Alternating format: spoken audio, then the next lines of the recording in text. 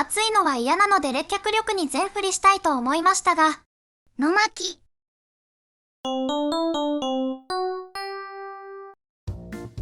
今日も暑いのだ。というわけで、今回は、水冷パソコンを作ろうと思います。とても自然な導入なのだ。今回の CPU は、こちらです。AMD Phenom 2 X3 720BE です。伝説の3コア CPU です。なぜ奇数なのだ。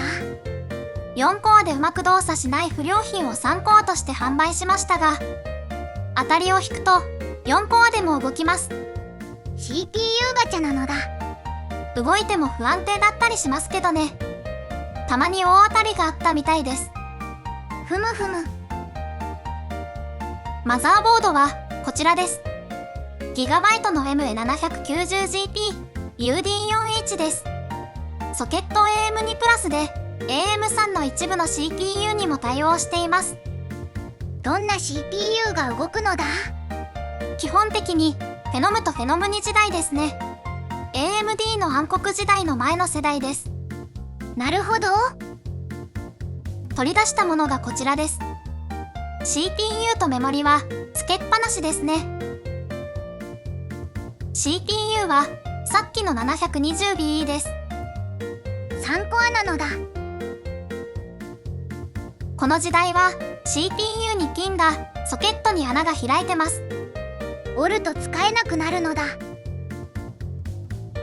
メモリーは DDR2 の 2GB が4枚です。合わせて 8GB なのだ。Vista や7の全盛期なので控えめですね。メーカー製 PC だとメモリ 256MB みたいなのも売ってたみたいです。90年代。こちらが今回の最重要パーツです。謎の水冷クーラーの3点セット。メーカーはバラバラなのだ。何年か前に中古のマザーを買ったらついてきました。それから放置してあったので有効活用しようというわけですね。紹介も済んだから作業を始めるのだ。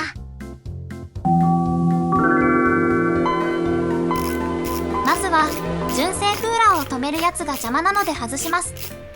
ネジを外しているのだ。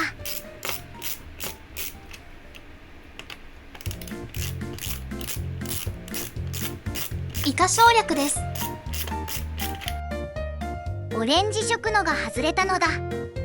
リテンションという名前らしいですね。裏のプレートも外れたのだ。なくならないように箱にしまっておきましょう。取り付けにはアサシンさんの固定パーツを流用します。これがぴったりだったのだ。ボルトを立てて後ろから挿入します。 AMD の位置に立てるのだ。表面に戻してネジで固定します。高いナットで挟むのだ。 CPU に放熱グリスを盛ります。ブリブリっとやめるのだ。水枕を乗せたら取り付け完了です。薄いナットで挟むのだ。次はラジエーターですね。場所的にここが適していますが、幅が狭くてつけられません。なので前面に取り付けます。リセットボタンと干渉するから外したのだ。取り付けるとこんな感じです。いい感じなのだ。 CPU から少し遠いですがね。ファンを取り付けました。スピーカーも邪魔だから外したのだ。後で別のを付けましょう。次はリザーバータンクですね。ポンプも内蔵しています。それは便利なのだ。5インチレイに取り付けます。何角持っているのだ。撮影前に洗ったので、配管するとこうなりました。なんか汚いのだ。使えるホースは再利用しました。届かないところは新しいホースですが、間違えて注文したので太すぎました。なので古いホースの切れ端で二重にして刺しました。漏れないのだ。クリップで閉まるので大丈夫でしょう。それより問題なのは、厚みが薄くて簡単に潰れます。それは良くないのだ。一度折り目がつくと戻りません。Amazon の安いホースには気をつけましょう。ホースがつながったので、次はクーラントです。リザーバータンクの蓋を開けましょう。六角レンチで左に回すのだ。外れたみたいなのだ。周囲にゴミが溜まっていますね。掃除できたのでクーラントを入れましょう。メロンソーダ？エチレングリコールが入っているので、飲むとかなり健康に悪いです。それはまずいのだ。ある程度入ったら蓋をして傾けます。ホースに流れ込んだのだ。タンク内が減ったらさらに補充します。入らなくなるまでこれを繰り返します。満タンになったのだ。ちなみに不凍液の LD50 は原液で4700くらいです。メタノールよりやばいですね。ガクブルなのだ。人間はアルコール代謝が早いのでさらに半分くらいの量で死にます。大人でコップ半分くらいらしいです。お酒に強いと聞くのだ。肝臓で分解しようとするとシュウ酸カルシウムが発生します。臓器にトゲトゲが刺さって苦しみながら死にます。Oh no!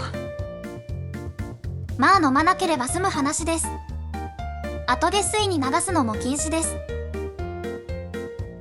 水冷クーラーはできたので配線です。フロントパネル類と代わりのスピーカーをつなぎます。こちらは水冷クーラーの配線ですね。なぜ2つあるのだ？右の4ピンが 12V を供給します。左のはファンのコネクタにつなぎます。回転数の指定としとくようですね。なるほど。配線できたので動くか試してみましょう。ポチッとな。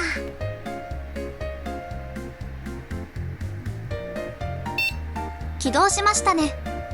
ホースは変化がないのだ。ポンプが動いてないみたいですね。とりあえずポンプを開けてみましょう。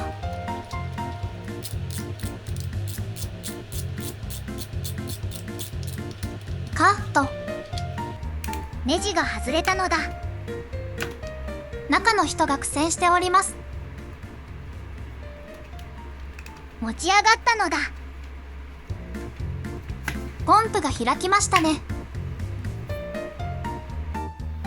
青い部分がインペラです。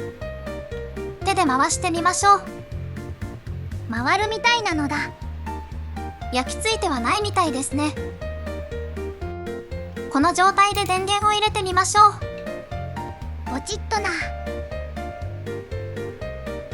反応がないただの屍のようなのだ。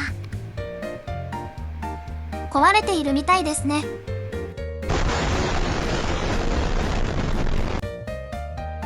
原因を調べてみましょう。怪しいのはこのファンコネクタですね。ピンを抜いてみますね。確かに緑色なのだ。サビというよりも乾いたクーラントのようにも見えます。 PWM 信号が届かないと回らないかもしれません。とりあえず洗浄スプレーで洗ってみましょう。適当に吹きつけて洗います。落ちているみたいなのだ。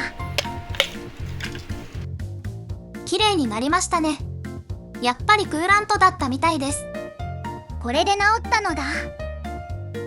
ついでに基板も調べたんですけど、電源ラインが切れていました。これが原因なのだ。ハンダでつないでみました。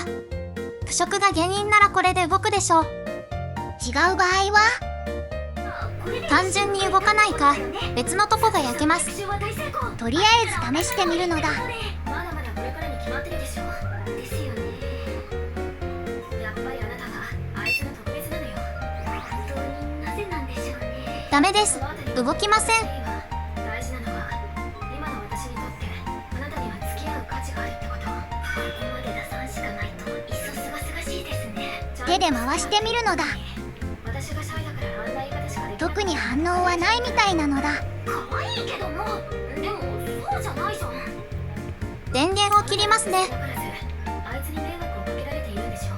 それは完全に壊れているみたいですね。それは困ったのだ。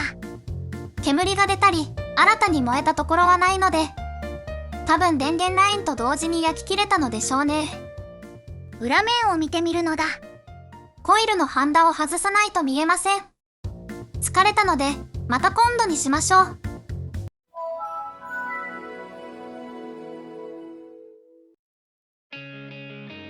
というわけで次回に続くみたいです。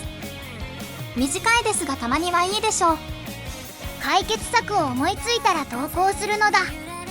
チャンネル登録をすると投稿時にお知らせされるみたいです。それは便利なのだ。高評価ボタンを押すとやる気がアップします。つまらなかったら低評価を押すのだ。というわけでご視聴ありがとうございました。また見るのだ。